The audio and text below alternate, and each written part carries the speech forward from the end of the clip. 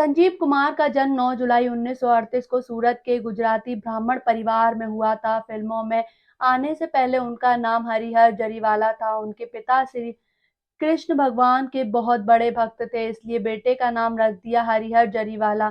संजीव कुमार के बारे में जानने से पहले थोड़ा उनके पिता जेठालाल के बारे में जान लेते हैं।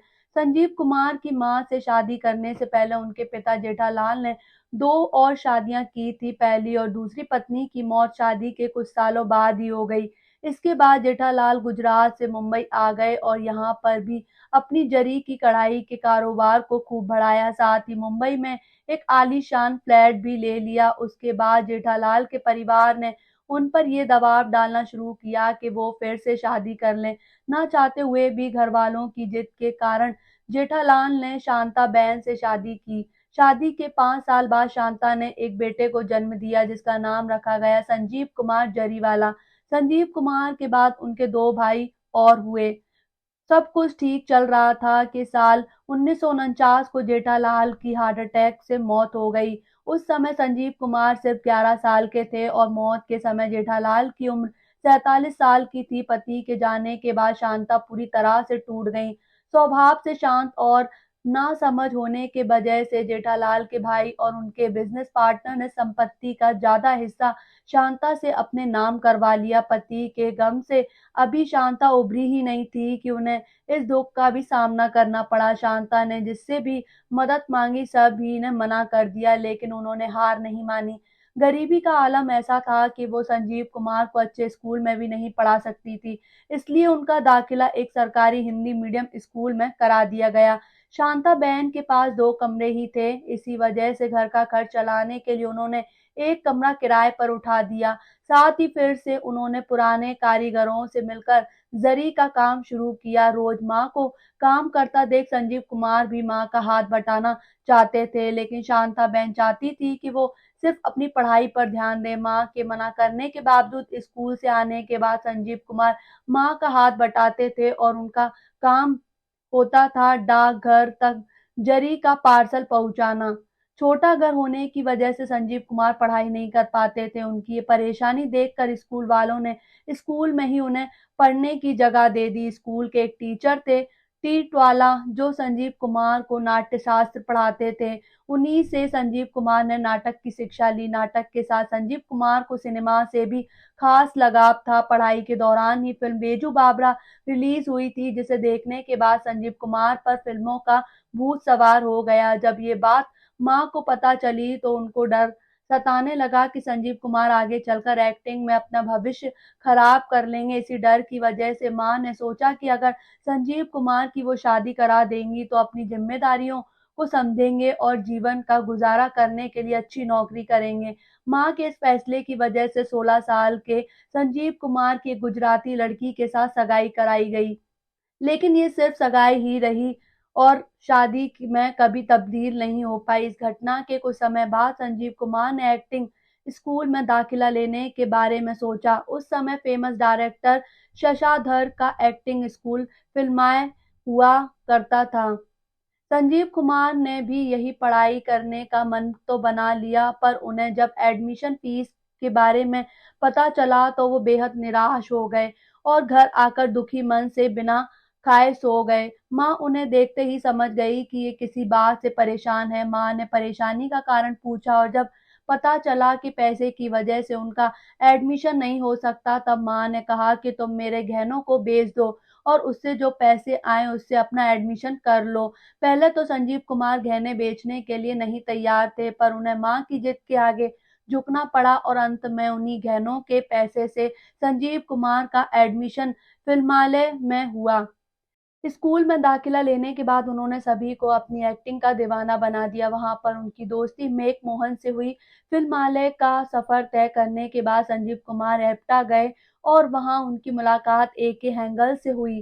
संजीव कुमार से ए के हैंगल बहुत प्रभावित हुए, पर उन्होंने संजीव कुमार को सफेद कुर्ता पजामा और चप्पल में देखा तो सोचा कि ये आदमी एक्टर तो नहीं बन सकता।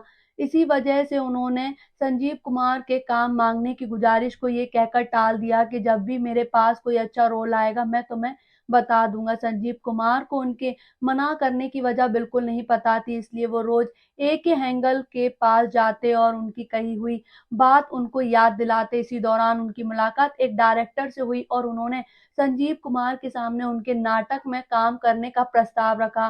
काम की अधिक जरूरत की वजह से संजीव कुमार उनके नाटक मजमा में काम करने को राजी भी हो गए। जब ए.के. हेगल ने नाटक में संजीव कुमार का काम देखा तो चौंक गए और ये सोचने लगे कि उन्होंने उनको काम ना देकर गलत किया। नाटकों में अपने अभिनय की गहरी छाप छोड़ने के कारण संजीव कुमार को बहुत पॉपुलैरिटी मिली और उनके बहुत सारे चाहने वाले भी हुए। उनके ऐसे ही चाहने वाले थे जमुना दास। संजीव कुमार के नाटक के कपड़े जमुना दास उन तक पहुंचाते थे। एक दिन संजीव कुमार से मिलकर जमुना दास बोले कि मैं आपका सेक्रेटरी बनना चाहता हूँ। मुझे पता है कि आप अभी मुझे मेरी फीस नहीं दे पाएंगे, लेकिन जब आपकी आमदनी अच्छी हो जाएगी आप तब मुझे मेरी फीस दे दीजिएगा। इस तरह संजीव कुमार पहले ऐसे एक्टर बने जिनके पास फिल्मों में आने से पहले ही सेक्रेटरी था।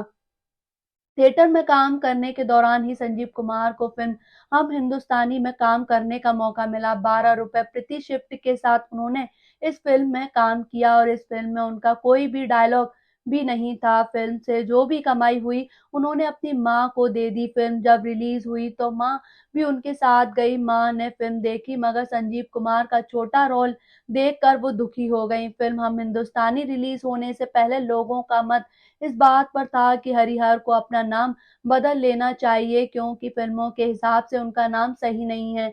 इस बात पर विचार करने के बाद हरिहर ने सोचा कि उनकी मां का नाम शांता है तो उन्हें अपना नाम बदलकर सा से ही रखना चाहिए। इसके बाद उन्होंने अपना नाम संजय कुमार रख लिया। शुरुआती कुछ फिल्मों में उनका नाम संजय कुमार ही रखा, लेकिन एक फिल्म में वो संजय खान के नाम से दिखाई देने वाले थे। एक फिल्म में दो सितारों का एक ही नाम होने पर लोगों ने कहा कि फिर से संजय को अपना नाम बदल लेना चाहिए और इसी के कारण उनका नाम पड़ा संजीव कुमार। इस फिल्म के बाद संजीव कुमार को कोई और दूसरी फिल्म नहीं मिली और फिल्म मांगने के लिए वो डायरेक्टर्स और प्रोड्यूसर्स के घर चक्कर लगाने लगे।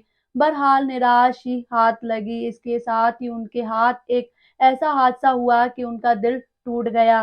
दरअसल उस समय एक फिल्म रिलीज हुई थी अकेली मत जाइयो, जिसके निर्माता थे नंदलाल शाह। ये फिल्म हिट हुई जिसके बाद वो अपनी अगली फिल्म के लिए कुछ कलाकारों की तलाश कर रहे थे। जब उन्होंने संजीव कुमार को देखा तो कहा कि तुम अपनी फोटो पर अपना नंबर और पता लिखकर मेरे ऑफिस में छोड़ दो, तुम्हारे लायक काम देखकर तुमको बुला लिया जाएगा। इधर संजीव कुमार के मन में उम्मीद जग गई कि उन्हें जिस फिल्मी ब्रेक का इंतजार है वो मिलने ही वाला है। जब अगले दिन डायरेक्टर की तरफ से कोई जवाब नहीं आया तो संजीव कुमार खुद उनके ऑफिस पहुंच गए, लेकिन उन्होंने जो देखा वो उससे पूरी तरह टूट गए। उन्होंने देखा कि उनकी फोटो बाहर एक डस्टबिन में पड़ी थी।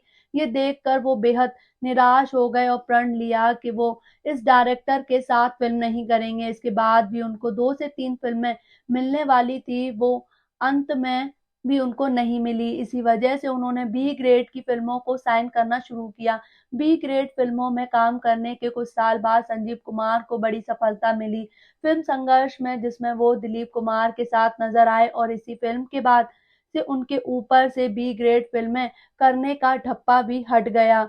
7 मई 1974 में एक फिल्म रिलीज हुई थी, नाम था नया दिन नई रात। इस फिल्म में संजीव कुमार के अलावा जया भादुड़ी, बी गोपाल, दिलीप दत्त भी थे। फिल्म में संजीव कुमार ने 9 रोल किए थे। इस फिल्म में उन्होंने लुल्लू लंगड़े, अंधे, बूढ़े, बीमार, कोढ़ी, कन्नर, डाकू, जवान और प्रोफेसर का रोल निभाया था। ये फिल्म 1964 की शिवाजी गणेशन की फिल्म नवरात्रि का रीमेक थी। संजीव कुमार उम्रदराज व्यक्ति के रोल के लिए जाने जाते थे और शोले फिल्म में उनका ठाकुर का रोल भला कौन भूल सकता है। लेकिन आपको क्या पता है कि ठाकुर का ये रोल धर्मेंद्र करना चाहते थे। धर्मेंद्र की इस ख्वाहिश से फिल्म डायरेक्टर रमेश सिप्पी धर्म संकट में पड़ गए, लेकिन डायरेक्टर सिप्पी के एक ट्रिक ने ठाकुर का रोल संजीव की झोली में डाल दिया। दरअसल डायरेक्टर ने धर्मेंद्र से कहा कि अगर तुम वीरू का रोल करोगे तो तुम्हारा स्क्रीन टाइम हेमा मालिनी के साथ ज्यादा रहेगा, वरना ये रोल संजीव को ही देना पड़ेगा। हेमा मालिनी के साथ ज्यादा स्क्रीन शेयर करने के खातिर धर्मेंद्र वीरू के रोल के लिए मान गए। ठाकुर के रोल की वजह से संजीव कुमार को आज तक याद किया जाता है। 6 नवंबर 1985 को संजीव कुमार की मौत हो गई थी। मौत के बाद उनकी 10 से ज्यादा फिल्में रिलीज हुई थी और कुछ की शूटिंग भी बाकी रह गई थी। 1993 में संजीव कुमार की अंतिम फिल्म प्रोफेसर की पड़ोसन रिलीज हुई थी।